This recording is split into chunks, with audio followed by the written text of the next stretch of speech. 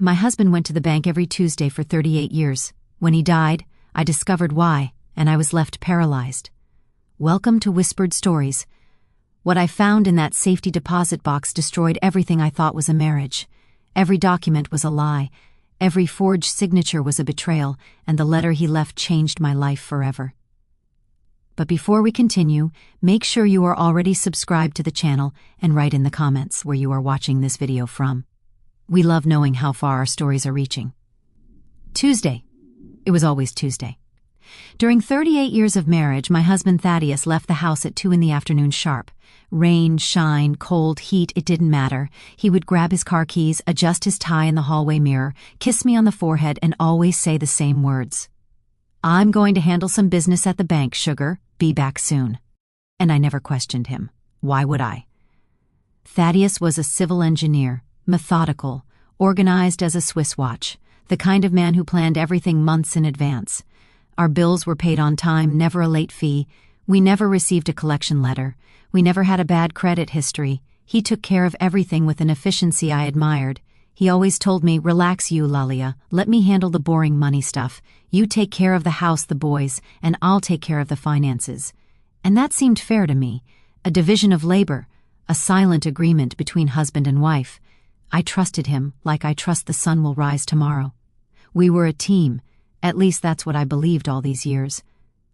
Thaddeus was the man who held my hand at the birth of our 2 children.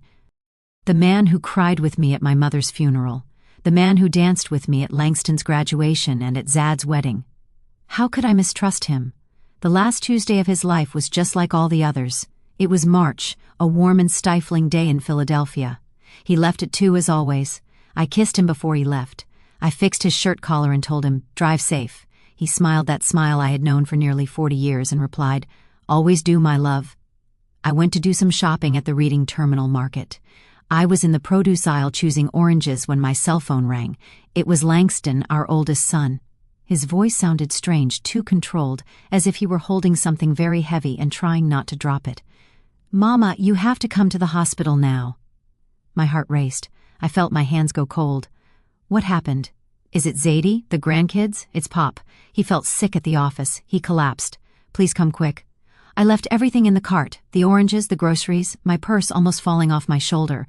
I ran to the parking garage. My hands were shaking so much I could barely get the key in the ignition. The hospital in University City was 15 minutes from our home in Mount Airy. I drove it in 10, running yellow lights, praying under my breath. Langston was waiting for me in the emergency room hallway. When I saw him from afar, I knew even before he spoke. His face was gray, his eyes red, his shoulders slumped. When he saw me, he lowered his head. He didn't need words. I already knew. "Mama, I'm so sorry. Pop didn't make it. Thaddeus was dead. A massive coronary, 59 years old, healthy, active. He went for a walk every morning. He didn't smoke, drank, socially, and suddenly dead." He fell in his office in front of his colleagues, and when the ambulance arrived, it was already too late. I didn't cry in the moment. I just stood there looking at Langston, trying to process that information. My husband was dead. The man with whom I shared a bed for 38 years, the father of my children, dead. Everyone found it strange that I didn't cry. People hugged me at the hospital.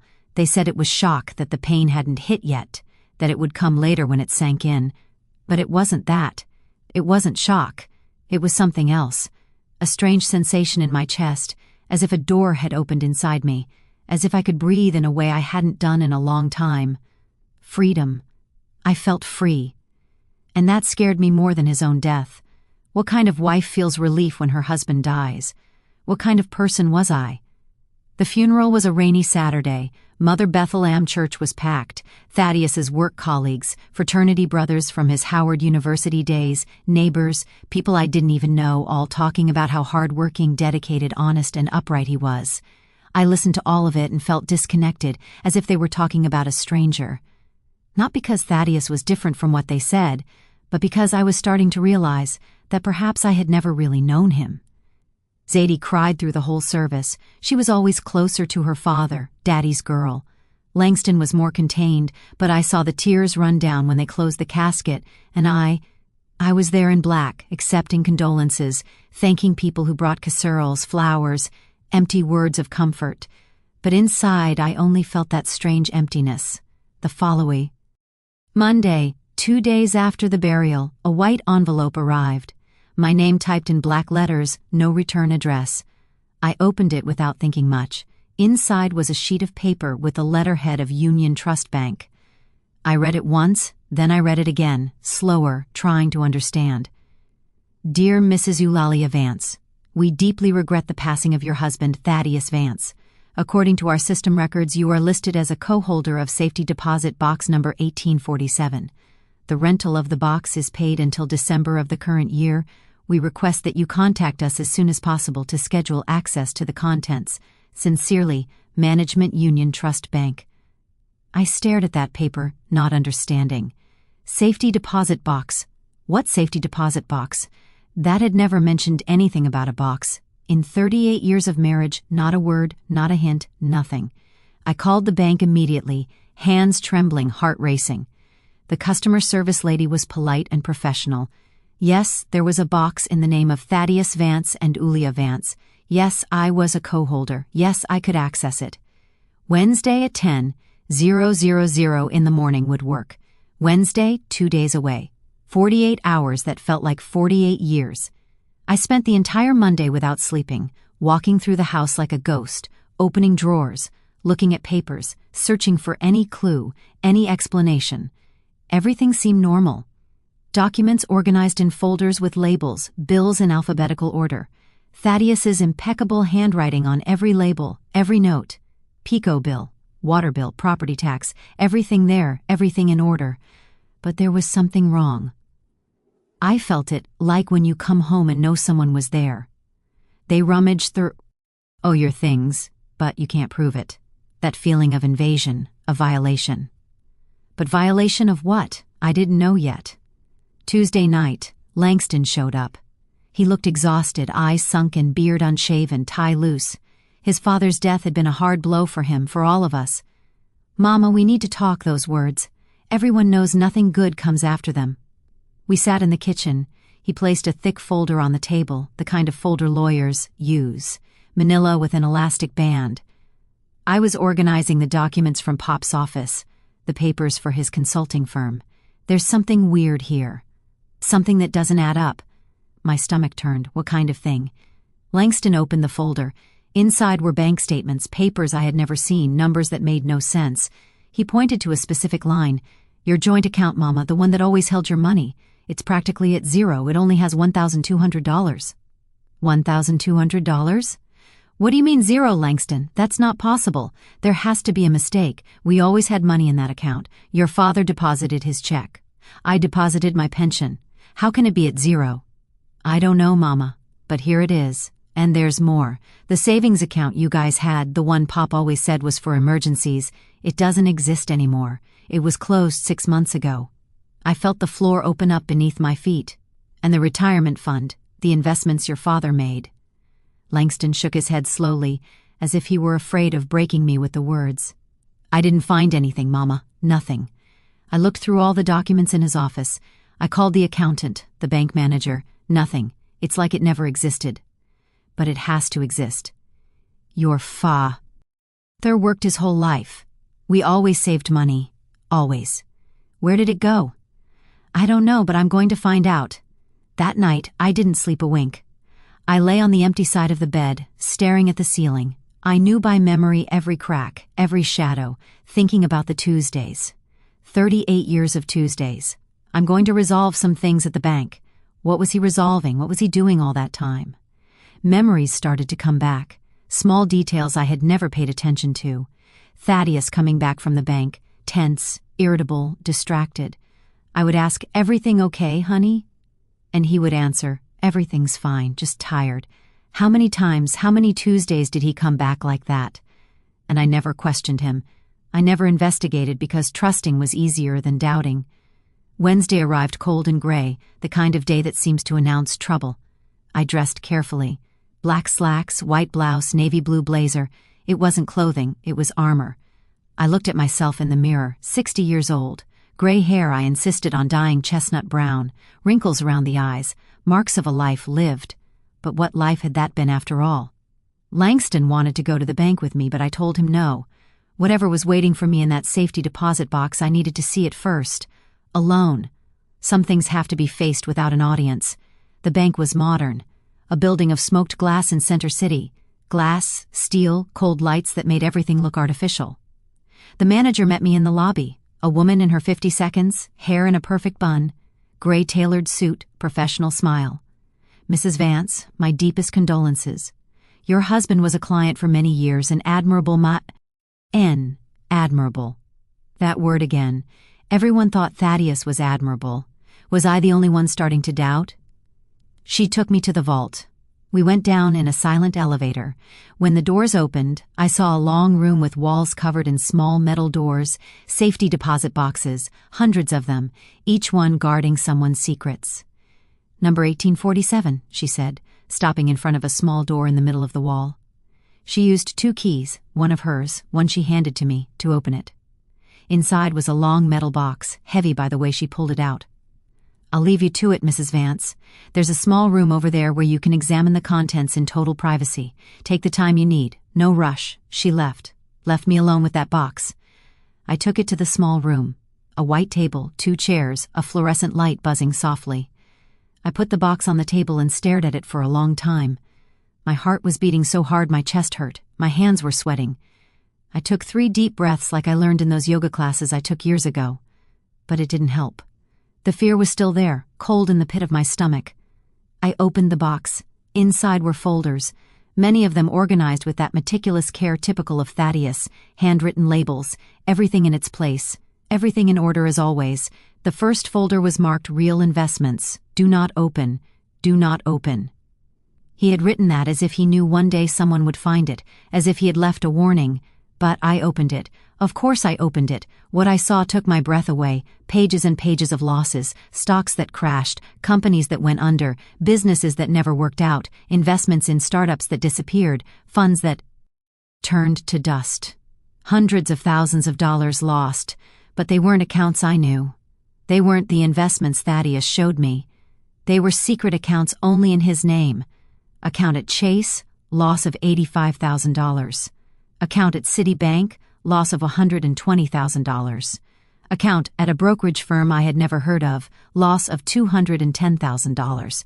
The numbers danced in front of me. How much money was that? How much of our life had been thrown in the trash? The second folder was even worse, much worse. Loans, urgent.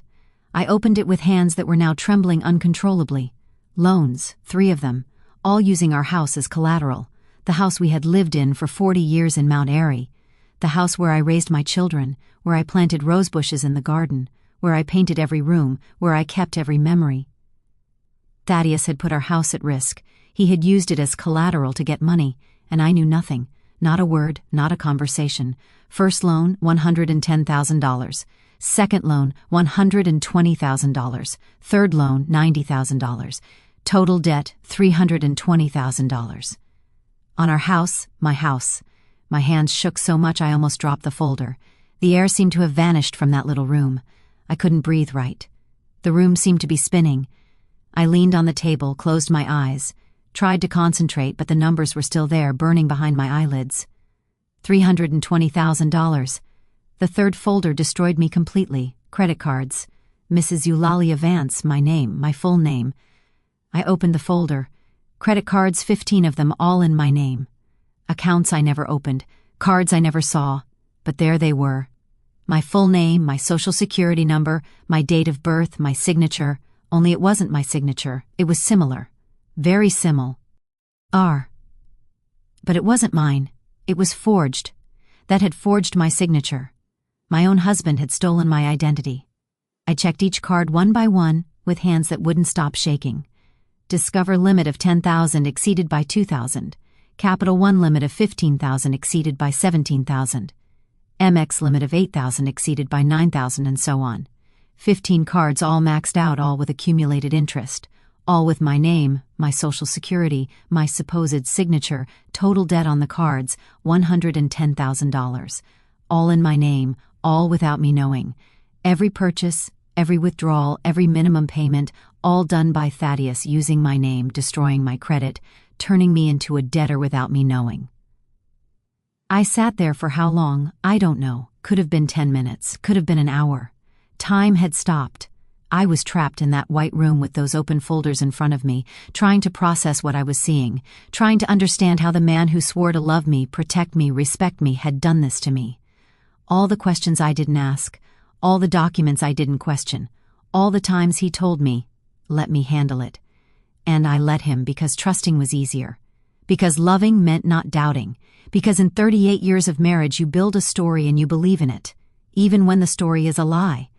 At the bottom of the box was an envelope, thick cream paper, quality stock. My name written by hand by Thaddeus on the front.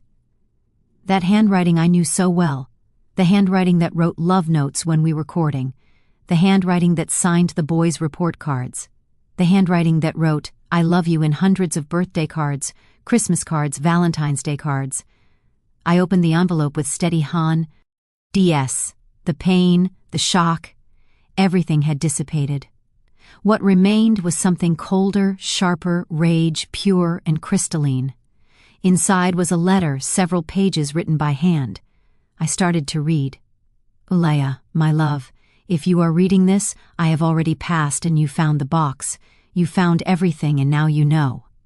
I am so sorry. I know these words are empty.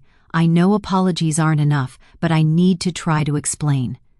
I need you to understand, even if you can't forgive me. He continued, 5 years ago an opportunity came up. A new construction firm with big projects, contracts guaranteed with the city for the infrastructure updates. The owner was a guy I knew from college. He called me to invest. Said it was absolute certainty, guaranteed profit.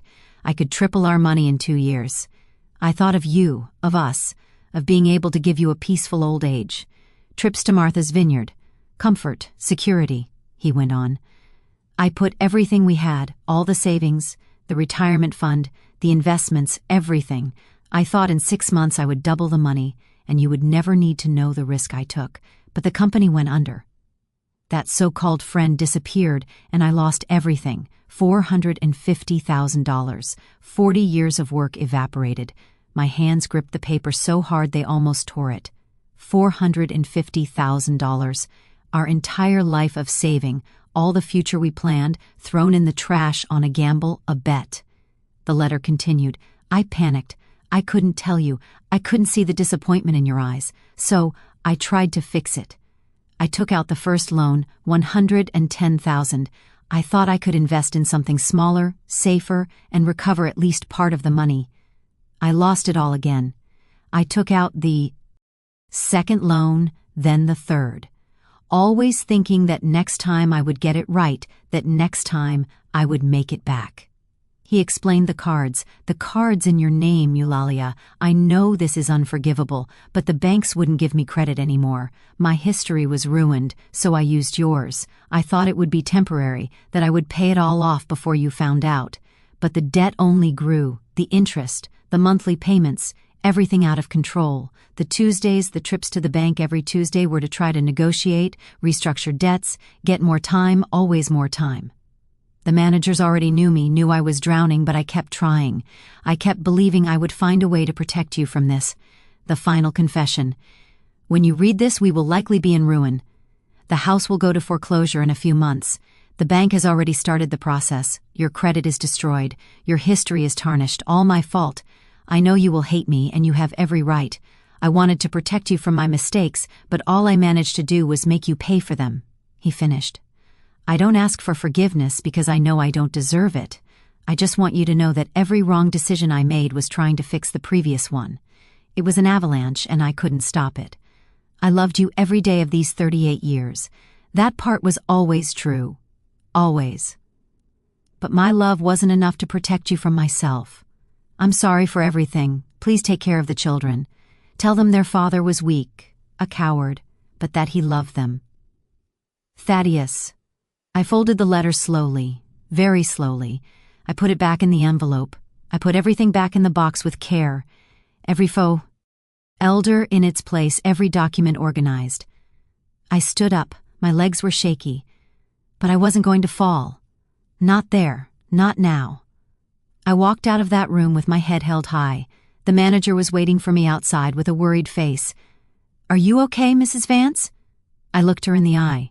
No, but I will be.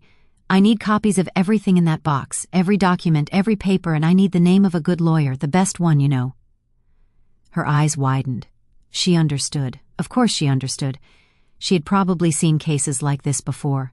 Secrets kept in strong boxes, lives destroyed in metal drawers. I'll make the copies myself, Mrs. Vance, and I know an excellent attorney, Attorney Althea Dubois. She specializes in family law and financial fraud. I can call her now if you like. I would like that, please. While she made the copies, I sat in the bank lobby, people entering and leaving, normal life happening all around. But my life had just exploded. Everything I thought I knew was a lie. Everything I planned was an illusion. And the man I loved for 38 years was a stranger. When I got home, it was already past 2 in the afternoon.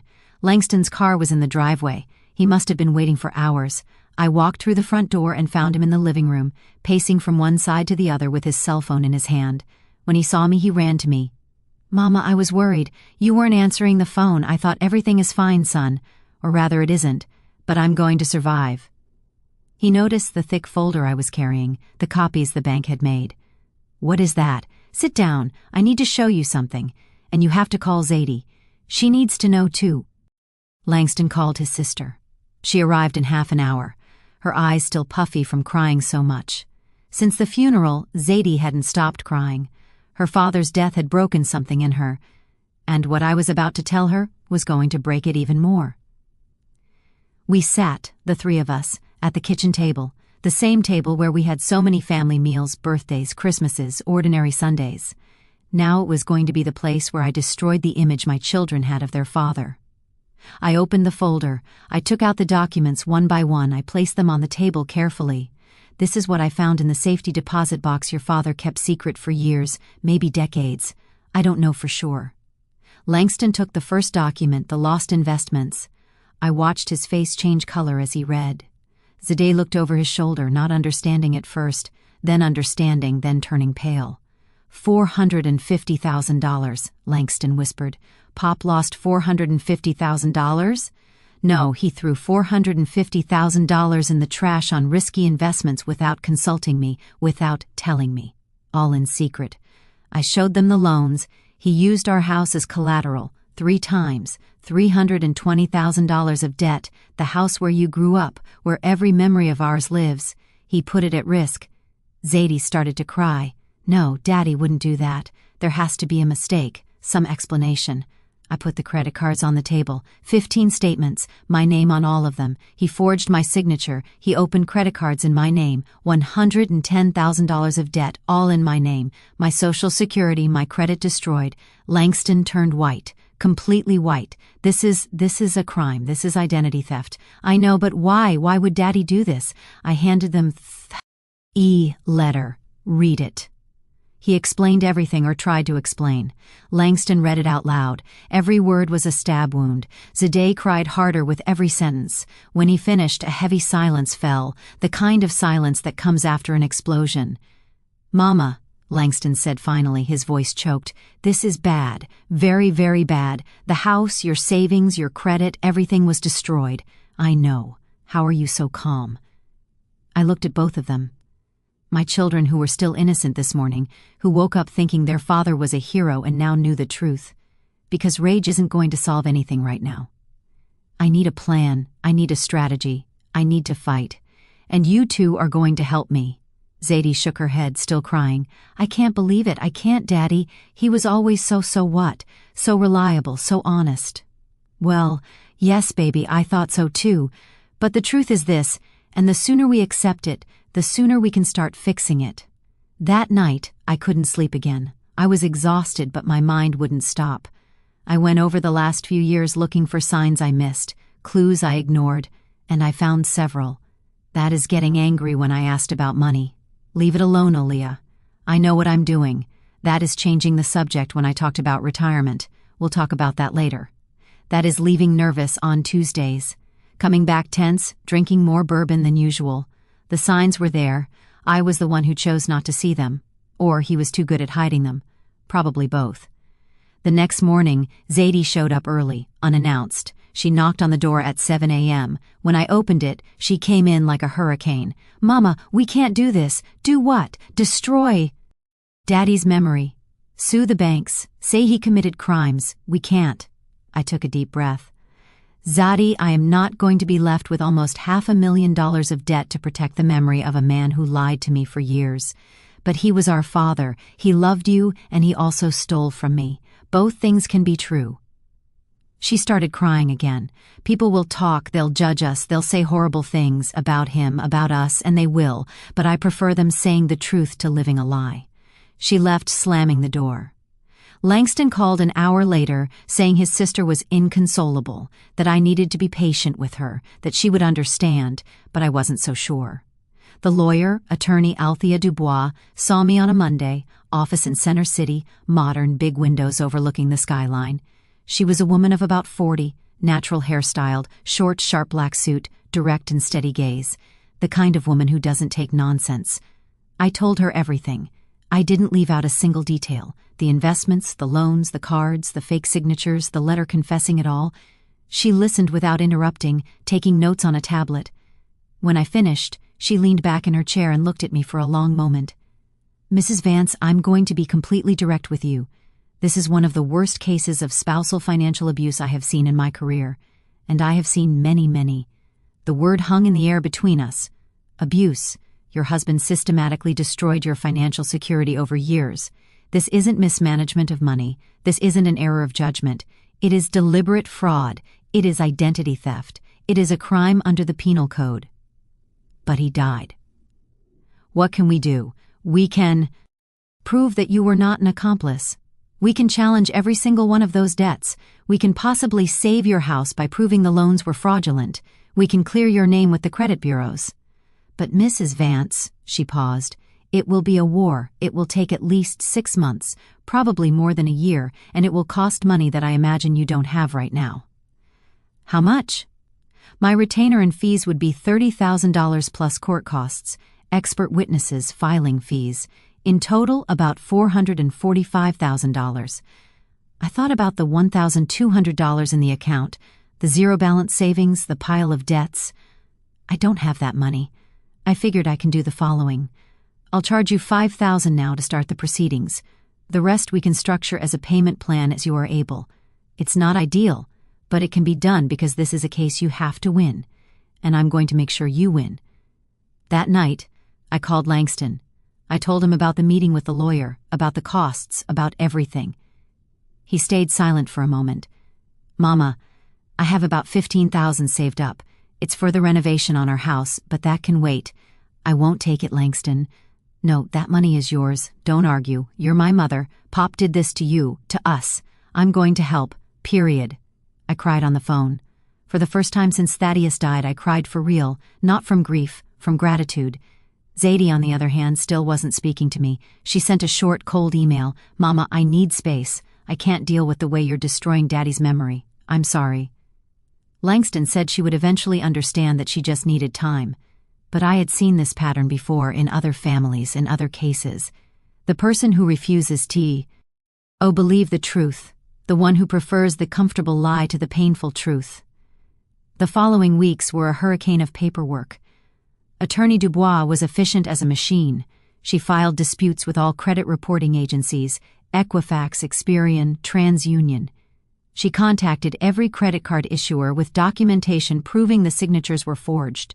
She gathered evidence, built a solid case. We hired a handwriting expert, a gentleman in his 70s retired from the FBI, who analyzed every signature on the cards. He compared them with my real documents: passport, voter registration, old tax returns. He confirmed what I already knew. "Mrs. Vance, these signatures were not made by you. They are good imitations. Very good. But they aren't yours. There are small differences in the pen pressure, in the slant of the letters, in the speed of the stroke. Whoever did this knew you well, practiced quite a bit, but it wasn't you." Every word of his was a confirmation, and every confirmation was a stab wound. Thaddeus had practiced my signature. He had dedicated himself to learning how I wrote so he could rob me better. Langston became my right hand. He organized all of Thaddeus's files, made detailed spreadsheets of every lost investment, every loan, every card. He created a timeline showing when each fraud was committed. He went to meetings, spoke with bank managers, investigated like a dog tracking a bone. One night, we were sitting at the kitchen table surrounded by papers, when he looked at me with a strange expression. "Mama, I need to tell you something I never told you." I put down my pen, my stomach tightened. "Tell me." "About 3 years ago, Pop came to me. He told me he had an amazing investment opportunity, a construction firm, guaranteed contracts, secure profit in 6 months. He wanted me to invest $50,000 with him." My heart sank. "Langston, please tell me you didn't give him that money." "I almost did, Mama, almost. I had $50,000 saved in my 401k. It was savings for a down payment on a bigger place for the kids' college in the future." And Pop spoke with such certainty, with such enthusiasm, said in 6 months I'd have $100,000. He took a deep breath. "But Karen didn't buy it, my wife. She said, if it's so guaranteed, if it's so safe, why does your father need our money? Why doesn't he use his own money?" We fought ugly about it. I got so mad at her. I thought she was mistrusting my father for no reason. But she didn't budge. She said, "You either choose to invest with your dad or stay married to me, but you can't have both." So I told Pop, no. Langston looked at me with astonished eyes, full of guilt. I think he was already drowning back then. I think the construction company had already gone under. I think he was desperate, trying to use my money to cover his own mistakes. If I had said yes, we would have lost everything too. Karen saved me and I almost didn't forgive her for it. I held his hand across the table. "But you didn't invest. Thank God you didn't invest. And you know what that tells me? That your father was drowning, and people who are drowning grab onto anything, anyone, even if they sink everyone together. Do you think he would have continued asking other people for money, his friends, his relatives? I think he was doing anything to stay afloat. And when we're in that state, we lose the notion of right and wrong, or we choose to ignore it." 3 months after Thaddeus's death, we had our first victory. 2 credit card issuers agreed that the signatures were forged. They removed the debts from my credit report. $23,000 of debt erased. It wasn't everything, not even close, but it was proof that the truth could win, however slowly. Zadie still wouldn't talk to me. I tried calling her, sending messages, nothing. She had blocked me on everything. Langston said she was processing, that I had to respect it. But it hurt. It hurt losing my husband and my daughter in the same year. The lawsuit regarding the house loans was more complicated. The bank's lawyer argued that as Thaddeus's wife, I had benefited from the loan money, even if I hadn't signed, even if I didn't know. Attorney Dubois refuted forcefully. She can prove she never saw those funds. They were deposited into accounts exclusively in his name, spent on investments that failed before she knew they existed. She was a victim, not an accomplice. "We'll have to go to court," she told me in one of our meetings. "A judge will have to decide if you are responsible for debts incurred through fraud, even being married to the fraudster. Are we going to win?" She hesitated, and I appreciated the honesty. "I think so. We have a strong case, but I can't guarantee it. It's complex legal ground. There have been rulings for both sides. The hearing was scheduled for September, 6 months after Thaddeus's death. 6 months that felt like 6 years. In the weeks leading up to the hearing, I did something I hadn't done in years. I looked for a job. At 60 years old, I wasn't exactly in demand in the job market. I spent most of my adult life as a homemaker. I went back to working as an English teacher at language schools after the boys grew up. I retired 2 years ago, dreaming of traveling, seeing the world, enjoying the grandkids, enjoying the life I had built. Instead, I was applying for openings at clothing stores, restaurants, supermarkets, anywhere that would hire someone needing to start from scratch at 60. A language institute called me for an interview. The Wheatley Language Institute in Germantown. The owner was a woman in her 72nd, completely white hair she didn't try to hide, bright red glasses, kind smile that reached her eyes. "So, Ulea," she said, looking at my sparse resume. "English teacher for 15 years, retired 2 years ago, married for almost 40 years. Why do you want to go back to work now?" I could have lied. Invented something about boredom, about wanting to stay active, about not standing being at home. Polite lies, people say in interviews. But I was tired of lies, even polite ones. My husband died 4 months ago. After he died, I discovered he stole my identity, forged my signature, opened credit cards in my name, destroyed our finances. I need a job because I'm fighting not to lose my house. Miss Ida May, that was her name, put the resume on the table slowly. She looked at me for a long time, a look that wasn't pity, it was recognition from someone who had seen this kind of thing before. Then she smiled. Not a polite smile, a real smile. When can you start? I started working the following week, 3 days a week, Mondays, Wednesdays, and Fridays from 2 to 6 in the afternoon. The pay wasn't high, $1,800 a month, but it was something more important. It gave me a place to go, a purpose beyond just surviving every day. KED teaching. I always liked it. I liked seeing the moment something clicked in a student's head. When they finally understood the difference between present and simple past. When they managed to form a complete sentence. When they started thinking in English, not translating word for word. Miss Itamiya May and I became friends quickly. She had a story too. Everyone does. One afternoon while we were organizing books in the teacher's lounge, she told me I was married for 12 years, she said. Ended the marriage 30 years ago. Best decision of my life. Why? He wasn't dishonest with money. At least not that I know of, but he was dishonest with everything else. Other women, other lives, other versions of himself. Every day he was a different person, depending on who was watching. She straightened a stack of grammar books.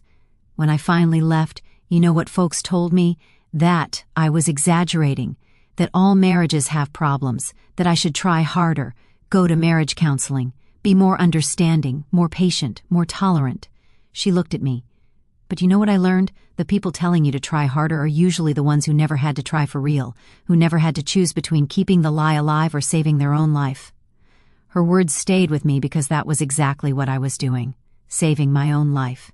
Even if it cost Thaddeus's memory, even if it cost my relationship with Zede, even if it cost everything. The court hearing was on a Thursday, September, cold, rain threatening all day but not really falling. Langston went with me. We dressed formally, him in a suit, me in a navy blue ensemble, like we were going to a wedding, not a war. Zadie didn't respond to my invitation, not by text, not by email, total silence. The night before, she sent a short message through Langston. I can't watch you do this to Daddy's name. I'm sorry, I replied through Langston. I understand too. I love you anyway. The courtroom was smaller than I imagined. Not like in the movies. It didn't have that grandeur. It was a common room, wooden benches, fluorescent lights, the Pennsylvania state flag in a corner, noisy air conditioning. The judge was a man of about 60. Gray hair, thick-rimmed glasses, serious expression, but not hostile. Judge Percal W. Sterling. Attorney Dubois had researched him, said he was fair, rigorous with evidence, but fair. The bank's lawyer spoke first, a young man, 30-some, expensive suit, the confidence of someone who hasn't lost anything important in life yet. He argued that I was Thaddeus's wife, that I lived in the house financed by the loans, that I benefited from the marriage, that therefore I was responsible for the debts, even without having signed, even without knowing. Your Honor, he said with a firm voice, the financial institution acted in good faith. We granted the loans following all protocols, verified documentation, recorded the liens. The fact that the spouse claims lack of knowledge does not void the contract, especially considering she indirectly benefited from the resources. Attorney Dubois stood up when it was her turn. She was smaller than the bank lawyer, but when she spoke, she filled the room. Your Honor, with all due respect, my client benefited from nothing. The loan amounts were deposited into accounts exclusively in the deceased husband's name, accounts she was unaware of.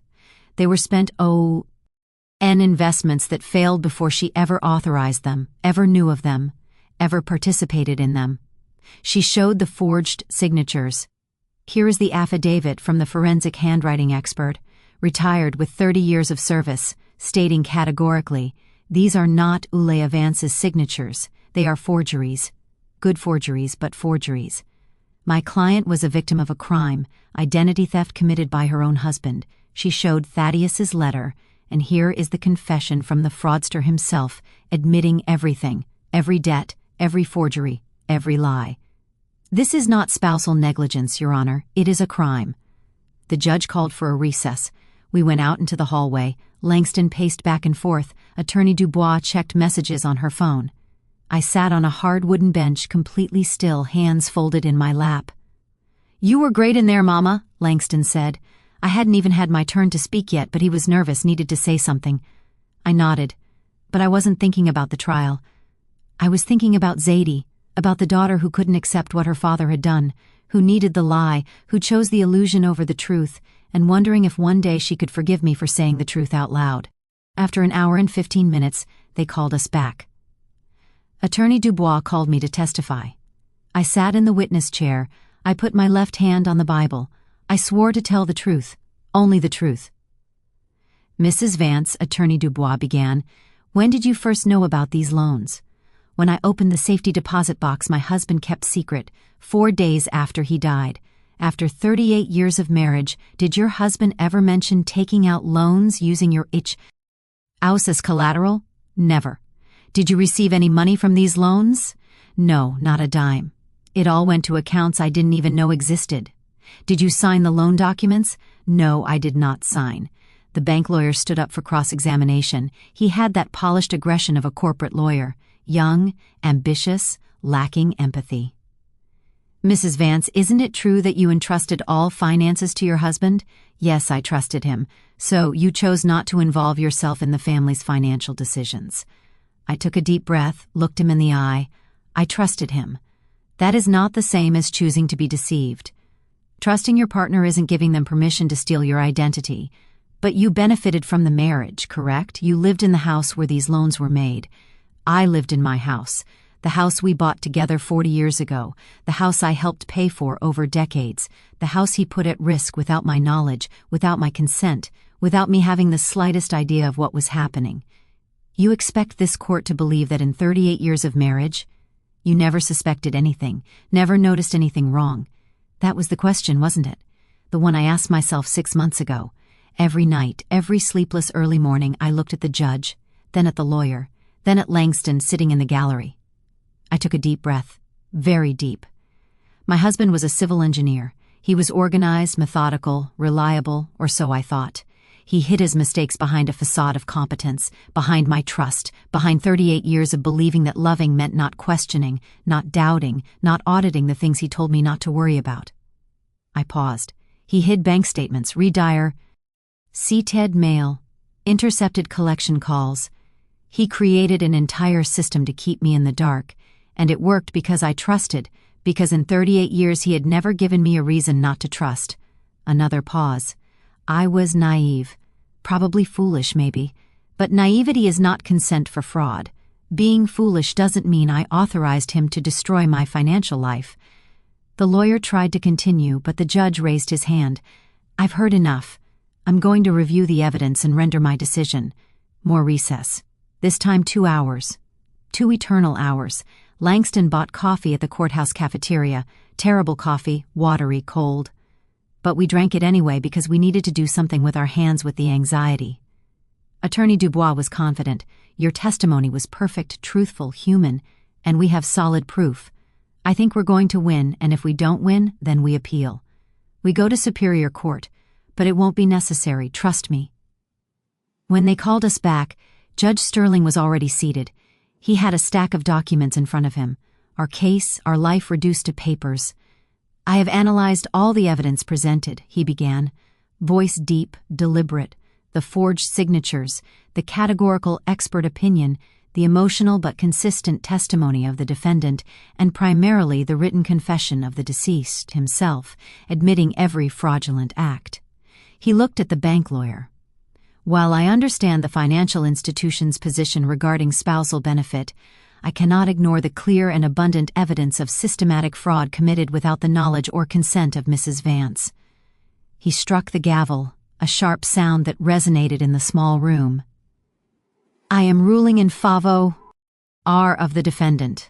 The loans were contracted through fraud. They are therefore void. The liens on the property are cancelled. The house remains in the exclusive name of Eulalia Vance, free of encumbrances." Langston squeezed my hand so hard it hurt. Attorney Dubois smiled, a small professional smile but genuine, and I felt something that had been tight in my chest for months finally let go. We had won, the house was safe, but when we walked out of that courthouse onto the cold September street, I didn't feel triumphant. I felt tired, old, strangely empty because what had I really won? My house, yes, my clean name, yes. But I had also lost a marriage I thought I understood, a partner I thought I knew, and possibly a daughter who might never forgive me for saying the truth out loud. That night, my cell phone rang. Unknown number. I almost didn't answer, but something made me pick up. Mama, it was Zadie, voice choked as if she had cried for hours. Hi, baby, I need to tell you something. Can I come over? Of course, whenever you want. She arrived in half an hour, eyes red, swollen, makeup running, hair messy. She held a folder in her hand. She came in without saying anything, sat at the kitchen table, put the folder on the table. After the hearing today, I went to the bank. I asked to see all of Daddy's records, those you showed the lawyer, those from the lawsuit. I wanted to prove you were wrong, that there was some mistake, some different explanation. She took a deep breath, voice trembling. But you weren't wrong. It was all there. Everything you said, every document, every forgery, every lie. And there was more, Mama. Much more. My stomach tightened. More. He had credit RDS in my name, too. She opened the folder, pulled out statements, 5 different cards. I never opened these cards, never saw them, never knew. But they're here in my name, my social security, my signature. Only. It's not my signature. How much? $28,000. My credit is destroyed. I went to buy a refrigerator on installment plan last week. They denied me, said my history was bad, and I didn't even know. Thaddeus, even dead. His secrets kept appearing like buried bombs waiting to explode. Zadie, I am so sorry so much. I should have. No, Mama. I'm the one who should have believed you. I should have listened to you. But I couldn't imagine Daddy doing this. He was my daddy, you know. He taught me to ride a bike. He helped me with math homework. He walked me down the aisle. He cried when my babies were born. How could that person also be this other person who stole my identity? I held her hands across the table. Both people were real, the good father and the man who made terrible decisions. People aren't just one thing. They are complex, contradictory. They can love you for real and still hurt you deeply. She started to cry. A deep cry, the kind that comes from the bottom of the soul. And I stood up, walked around the table, hugged my daughter, let her cry on my shoulder like she did when she was little, and fell off the swing. We stayed like that for a long time. Attorney Dubois helped Zadie the same way she had helped me. Filed the disputes, contacted the credit bureaus, built the case. The handwriting expert confirmed not Zade's signatures, forgeries made by Thaddeus. Langston gathered the family, the 3 of us, sitting in my living room, surrounded by documents. King plans, rebuilding. We're going to get through this, Langston said, together as a family. And I believed him, not because it would be easy, not because it would be quick, but because we were finally telling the truth, finally seeing clearly, finally not pretending that silence meant peace. The language school became my refuge. More than a job, it was where I felt useful, where I had a purpose. Miss Ida May taught me about administration, inventory, lesson planning, and most importantly, she gave me space to heal. One day, a woman walked into the school about 40 years old, lost look. She stood in the entryway looking at the bookshelves. "Can I help you?" I asked. She hesitated a lot, then said in a low voice, "Do you have material on financial abuse in marriage?" My heart clenched. I took her to a small section of self-help books. I picked 3 titles, put them in her hands, and on impulse, I told her, "I have personal experience with that. If you want to talk, I'm here." She looked at me surprised. "Really?" "Very really." We talked for over an hour. Her story was different from mine in the details, but the pattern was terrifyingly the same. Husband controlling all the money, saying she didn't understand finances, that he handled everything, isolating her from information, from decisions, from her own financial life. "I feel crazy," she said, "like I'm inventing things, seeing problems where there aren't any. You are not crazy. If something feels wrong, it probably is wrong. Trust your gut." When she left, she hugged me. "Thank you for believing me. My husband says I'm paranoid. My mama says I'm exaggerating, but you believed me." After she left, Miss Ed looked at me. "You are good at this." "At what?" "At listening for real. At believing without judging. At seeing the person behind the problem." I thought about Zade's initial reaction, about the friends who drifted away when I started talking about Thaddeus, uncomfortable with the complexity, with the ugly truth, I know what it's like not to be believed, I said simply. In the following months, more women appeared. I don't know how the word spread. Word of mouth, maybe social media, church groups, but they came. Some to buy books, others just to talk. All carrying stories similar to mine. Miss Day suggested creating something more formal. How about a monthly support group here at the school backroom? Only women who have gone through financial abuse. You think folks would come? I think you'd be surprised. We put a small ad in the local paper, the Philadelphia Tribune, posted on the school's social media. Support group for women victims of financial abuse. First Tuesday of every month, 7:00 p.m. free. At the first meeting, 12 women showed up. 12. I was expecting 3 at most. We arranged chairs in a circle in the back room, made coffee, put cookies on a tray. I started by telling my whole story. The Tuesdays, the safety deposit box, the forgeries, the legal battle, the daughter who didn't believe, the slow and painful reconstruction. When I finished, the silence was absolute. Then, one by one, they started to speak. One told how her husband had sold her car without her knowing. Another how her ex-husband had emptied the joint account and fled. Another how her father had stolen the inheritance left by her mother. Different stories, but all with the same pattern. Control, isolation, manipulation, ease. How did you manage to stay strong? One of them asked at the end. I didn't, I answered honestly. I cried. I screamed. I got mad. I got terrified. I spent nights without sleep, whole days without eating, but I kept going because the alternative was to give up, and I had already spent too many years letting others decide for me. The group grew quickly. Second meeting, 17 women. Third, 22. Fourth, we had to rent a larger room at a community center in Germantown because they didn't fit in the school anymore. We shared resources, names of lawyers who charged a fair price, tips for rebuilding credit, strategies for dealing with family who didn't understand, useful websites, financial tracking apps, knowledge that could have saved me years of suffering. One night after a particularly intense meeting, Miss Ida May and I were left alone organizing the chairs. You know what you're doing here, right? She told me. You aren't just running a support group, you're building a legacy. That tried to destroy you, leave you with nothing, no money, no credit, no future. But you took what hurt you, and you are using it to help other women. You are transforming poison into medicine, pain into purpose. She fixed the last chair. This isn't just survival, Ulaya, it's transformation. It's a silent revolution. I thought about that word transformation. I spent so much energy trying to go back to being who I was before, trying to recover the life Thaddeus had stolen from me. But maybe that wasn't the point. Maybe the goal was to become someone new, someone forged in the fire of betrayal, of loss, of the hard work of rebuilding. 1 year after Thaddeus's death, we held the group's anniversary meeting. 28 women in a circle. Some I knew intimately, others were relatively new, all connected by the invisible thread of having trusted someone who broke that trust. When my husband died, I began. I thought my life had ended. In a way, it did. The life I thought I had, the marriage I believed in, the future I planned with such care, everything died with him. I looked around the circle, attentive faces, some crying silently, others nodding in recognition. But something else was born. Not immediately, not easily, but gradually.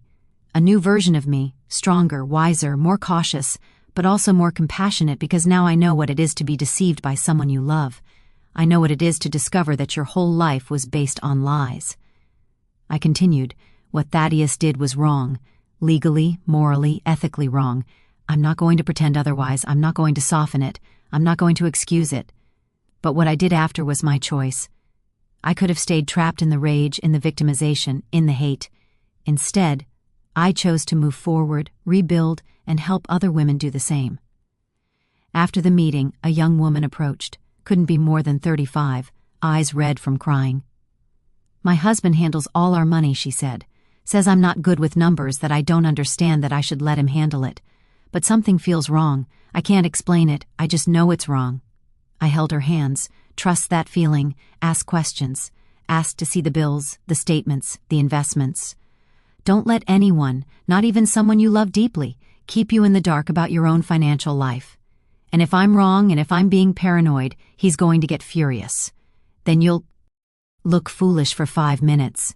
You apologize and move on, secure that you were protecting yourself. But if you're right and you don't investigate, I squeezed her hands. You can lose everything. Everything. She came back the next month with documents. Her husband was siphoning money from the joint account, investing in cryptocurrency without telling her. He had lost $87,000. She had filed for divorce. I'm terrified, she told me, handshaking. I don't know how I'm going to survive, but I also feel free for the first time in years. I knew exactly what she meant. Months passed. Zaid's credit was regularized just like mine. Langston invested his savings in a 529 plan for his kids' college, locked, protected, where no one else could touch it. And I continued working at the school 3 days a week, coordinating the support group that had grown so much it became a small nonprofit. Moving forward, day after day, step by step, on what would have been my 39th wedding anniversary, I went to the bank, not Union Trust, where the safety deposit box was, a different bank on the other side of town, a credit union in Fishtown where Thaddeus never entered, where no one knew my story. I opened a new account only in my name. And I deposited my paycheck from the school, $1,800, modest but mine, earned with my work, my sweat, my rebuilding. The teller smiled.